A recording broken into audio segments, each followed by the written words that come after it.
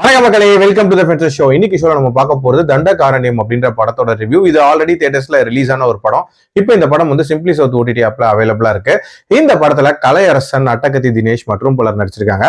இந்த படம் இதுவரைக்கும் பலரும் பேசாத ஒரு உண்மை சம்பவத்தை பேசக்கூடிய ஒரு படம். ஜார்க்கண்ட் மாநிலத்துல நக்சல் சரண்டர் ஸ்கீம் அப்படின்ற மாதிரியான ஒரு ப்ரோக்ராம் லான்ச் பண்றாங்க.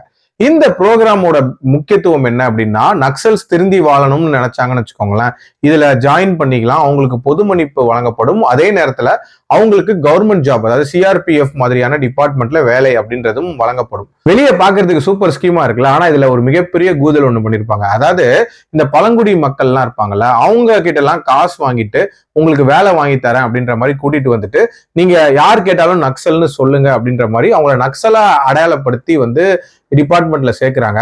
அதுக்கப்புறம் அவங்களுக்கு ஏகப்பட்ட டார்ச்சர்ஸ் அப்படின்றது கொடுக்குறாங்க. இது மாதிரி வந்து சிக்கின ஒரு ஆள் தான் வந்து நம்ம கதையோட ஹீரோவான கலையரசன். சோ இவர் எதுக்காக வந்து சிக்கிறாரு, இவருக்கு ஊருக்குள்ள என்ன மாதிரியான பிரச்சனைகள் இருந்துச்சு, இவரோட அண்ணனான அட்டகத்தி தினேஷ் அங்க என்ன மாதிரியான விஷயங்கள் பண்ணிட்டு இருக்காரு, அவர் என்னவா டிரான்ஸ்ஃபார்ம் ஆகுறாரு, அண்ட் டுவர்ட்ஸ் தென் இவங்க ரெண்டு பேருக்கு என்ன ஆகுதுன்ற மாதிரி நிறைய விஷயங்களை சொல்லக்கூடிய ஒரு படம் தான் இந்த படம். சிஸ்டமேட்டிக் அப்ரஷன் அப்படின்னு சொல்லப்படுற ஒரு முக்கியமான டாபிக்கை பேசக்கூடிய ஒரு படம்.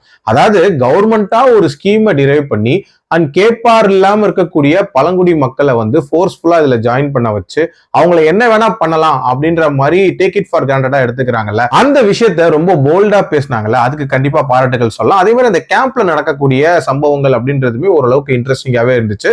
இன்ஃபேக்ட் இந்த மாதிரி கேம்ப்ல நடக்கக்கூடிய கொடுமைகளை வந்து நம்ம விசாரணை படத்துல பார்த்திருப்போம், அதே மாதிரி தானாக்காரன் படத்துல பார்த்திருப்போம். இந்த படத்திலையும் அதே மாதிரியான சம்பவங்கள் தான். பட் என்னன்னா ஒரு வித்தியாசமான லேண்ட்ஸ்கேப்ல நடக்கிற மாதிரி காட்டியிருப்பாங்க. அதே மாதிரி கலையரசனுக்கும் டான்சிங் ரோஸ்க்கும் இடையே ஏற்படக்கூடிய கிளாஷா இருக்கட்டும், அதுக்கப்புறம் என்னவா அவங்களுக்குள்ள அந்த ரிலேஷன்ஷிப் மலருது அப்படின்ற அந்த விஷயமா இருக்கட்டும், அது எல்லாமே ரொம்ப நீட்டாவே காட்டியிருப்பாங்க.